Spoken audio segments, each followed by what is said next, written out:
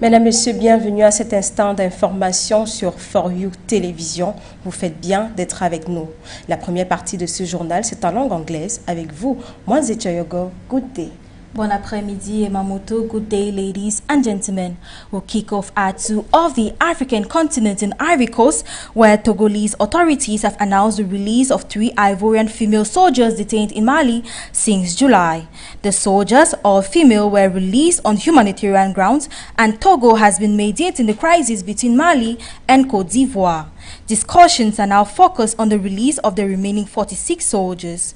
According to Malian authorities, the Ivorian soldiers are accused of being mercenaries, while Ivorian authorities claim they were on a mission to support UN forces in Mali. Ivorian authorities have promised to follow Malian and UN rules relative to the deployment of military forces in the country. Mali has also accused Abidjan of inciting West African countries to harden sanctions against Malian soldiers behind 2 coups since 2020. Now in Mali, its transitional government and ex-rebels have resumed talks after almost a year. On Friday, an alliance of Tuareg, Arab rebels and the government met with monitoring committee of the Algiers Agreement signed in 2015. According to Algeria's Minister of Foreign Affairs, Ramtan Lamnara, the comments made by Mali's government were satisfactory in context and tone. The deal aims to reintegrate 26,000 former rebels into the Malian army. It is the first time the parties involved have met in 11 months to discuss on this reintegration. Now in South Africa, Angola's largest opposition party, UNITA, has called upon the Constitutional Court to cancel the August 24th presidential elections and a new election be carried out. Angola's National Electoral Commission had on Monday confirmed a win for the longest ruling party, MPLA, which won 124 members of parliament, while the opposition grabbed 90 MPs. Speaking on this, a member of the Angolan Electoral Observatory noted that more than 25,000 children are missing across the African continent, according to the International Committee of the Red Cross. This represents 40% of the 64,000 cases of missing persons in Africa. The leading cause of these disappearances include insecurity, with armed conflicts triggering it, thereby causing thousands of people, including children, to cross borders in search of a safe haven. During their travels, the children face a number of risks, such as exploitation, violence, psychological distress, and disappearance. According to the non-governmental organization's regional director, the 25,000 cases recorded do not reflect the full extent of this tragic and often overlooked humanitarian problem, and there is no doubt that there are many children who are missing but are not documented. To help curb this flaw, the African Union organized a meeting on coherent and effective approach among African states to prevent disappearances and better inform families about the fate of missing persons in the continent. However, the number of documented cases of missing persons in the continent continues to rise. Now on our health page, the sickle cell continues to prevail in the African continent despite efforts made by health officials to raise awareness regarding this disease. In a bid to finally eradicate this disease, innovations like the bone marrow transplant and gene editing are being worked on. How can we battle this disease? Find out in this report by Jigs Napsy. From time immemorial, the sickle cell has been regarded as a prohibited subject matter across Africa, and persons living with the disease are afraid to speak up for fear of being stigmatized. As per health experts, sickle cell affects the shape of red blood cells, which carry oxygen to all parts of the body. There are several types of sickle cell disease, with the most serious called sickle cell anemia. Red blood cells are usually round and flexible, so they can move easily through blood vessels. In sickle cell anemia, some red blood cells are shaped like crescent moons. These sickle cells also become rigid and sticky, which can slow or block blood flow. Sickle cell disease is a serious and lifelong health condition, although treatment can help manage many of the symptoms. Persons with this disease experience painful episodes called sickle cell crisis, which in some cases could severe and last up to a week tiredness and shortness of breath caused by anemia, and other problems like delayed growth, hip bone complications, stroke and lung problems. Notwithstanding, these symptoms varies between individuals from mild to serious, but most people with it can live happy and normal lives. Mild sickle cell disease may have no impact on the person's day-to-day activities. Though it could be detected during pregnancy or soon after birth, individuals already with the disease are expected to drink a lot of water or fluids, stay warm to prevent painful episodes, take painkillers such as paracetamol or ibuprofen, antibiotics to reduce chances of infection, take a medicine called hydroxyurea to reduce symptoms and may sometimes risks involved. Capable of turning into different types of blood cells and gotten from an healthy donor, once given through a drip into the vein, starts producing healthy red blood cells to replace the sickle cells.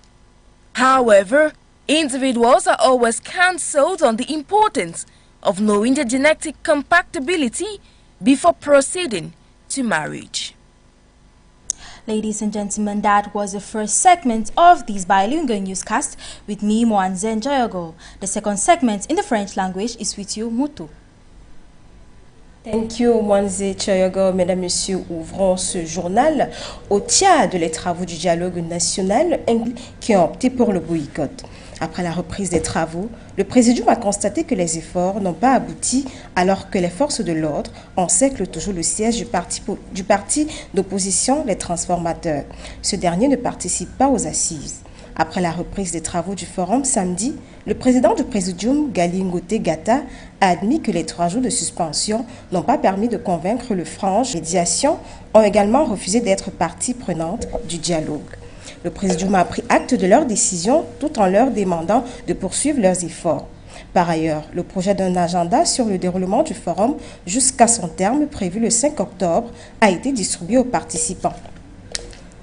Pendant ce temps, le siège du parti Les Transformateurs reste encerclé par les forces de l'ordre. Quelques militants ont cependant tenté de se rapprocher du siège du parti du succès Mastra.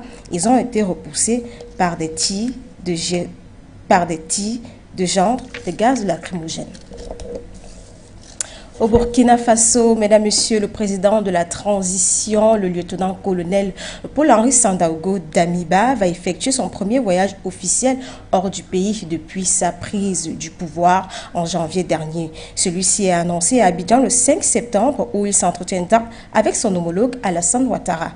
Les choix depuis sa prise de pouvoir dans les prochains jours.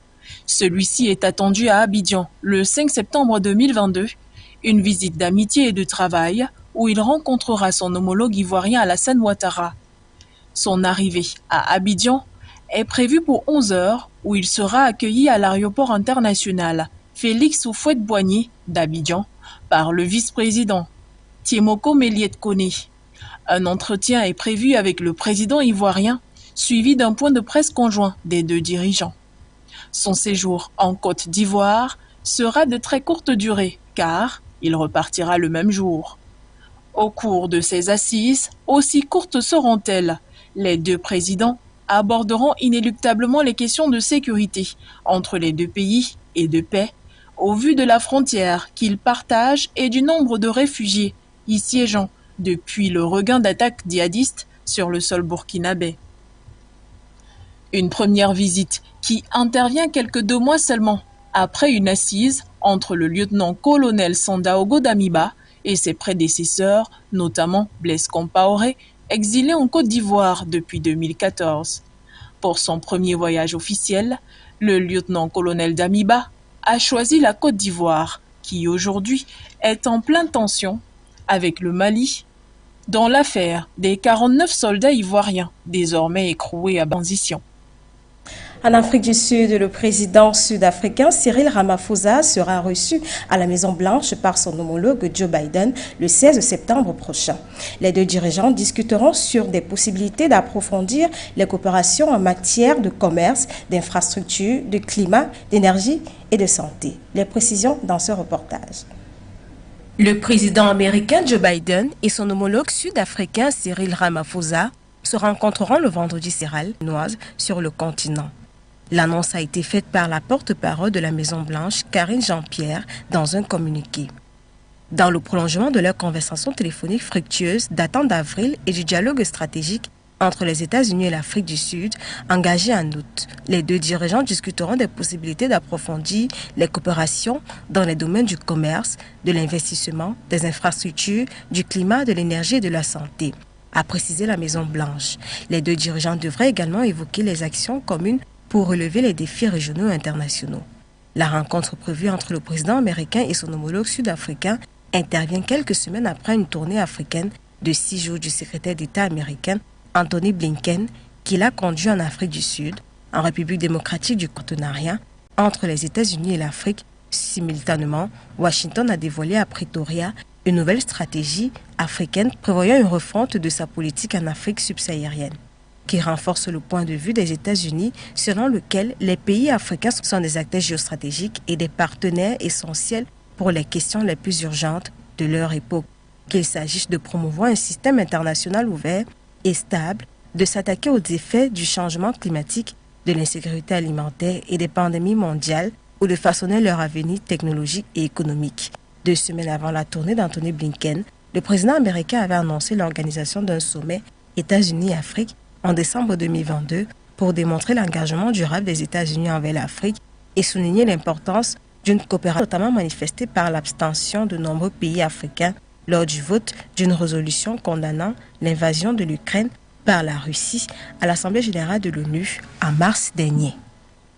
Hors de nos frontières, mesdames, messieurs, les États-Unis ont annoncé une nouvelle série de ventes d'armement à Taïwan pour 1,1 milliard de dollars au total. Alors que les tensions sont au plus haut avec la Chine qui considère l'île comme une partie de leur territoire. De son côté, la Chine a menacé vendredi dernier les Américains de contre-mesures s'ils ne renoncent pas à cette vente d'armement. Reportage. Les États-Unis ont annoncé vendredi 2 septembre 2022 la vente pour 1,1 milliard de dollars d'armes à Taïwan, à laquelle la Chine, qui considère l'île comme une partie de son territoire, leur a immédiatement demandé de renoncer, menaçant de prendre des contre-mesures. Cette nouvelle vente d'armes intervient un mois après une visite à Taïwan de la présidente de la Chambre des représentants, Nancy Pelosi, qui avait provoqué la fureur de Pékin. La Chine avait alors lancé les plus importantes manœuvres militaires de son histoire autour de l'île. Le gouvernement américain, de son côté, a approuvé la vente à Taipei pour 355 millions de dollars de 60 missiles Harpoon capables de couler des bateaux de guerre, 100 missiles de courte portée Sidewinder capables d'intercepter des missiles ou des drones et d'un contrat de maintenance du système de radar à Taïwan évolué à 665 millions, a précisé le département d'État dans un communiqué. Il s'agit de la plus grosse vente d'armes américaines pour Taïwan depuis l'arrivée à la présidence de Joe Biden en janvier 2021. Cette annonce intervient un jour après que les forces taïwanaises ont abattu un drone commercial non identifié dans le cadre d'une série soudaine d'incursions qui ont semé la confusion sur l'île après la précédente démonstration de force de Pékin qui a déclaré avoir tiré des missiles balistiques au-dessus de la capitale Taipei. Pékin a aussitôt exigé que Washington renonce à ces transactions, s'y déclarant fermement opposé par la voix du porte-parole de l'ambassade de Chine à Washington. Liu Pengyu, la Chine appelle les États-Unis à révoquer immédiatement les ventes d'armes à Taïwan, de crainte qu'elles n'affectent davantage les relations avec les États-Unis, ainsi que la paix et la stabilité dans le détroit de Taïwan. Cependant, pour se concrétiser, ces ventes doivent recevoir l'aval du Congrès qui est quasiment acquis. Le soutien militaire à Taïwan bénéficiant d'un large soutien parmi les élus des deux bords. Vétérans et 14 attaquants. Ce groupe est marqué par 3 grands retours. D'abord celui du défenseur central Nicolas Nkoulou, en retrait de la sélection depuis le sacre à la CAN 2017 et qui vient de signer à l'Arrêt Salonique. Ensuite, celui du milieu défensif Georges Mondjek, plus appelé depuis la CAN 2019, lui aussi champion d'Afrique en 2017. Et arrêté au Mali, Ouattara ne serait pas le seul à fournir des mercenaires. Le président du Libéria serait aussi complice. George Weah, président du Libéria, qui a un lien parfait avec Dramane Ouattara, présenté comme un pion de la France, serait aussi en train de conduire les autres présidents de la sous-région à le suivre dans la déstabilisation du Mali, pays membre de la CEDEAO. Dramane Ouattara, qui d'après ces informations, aurait réussi à emballer George Weah afin d'être à son service et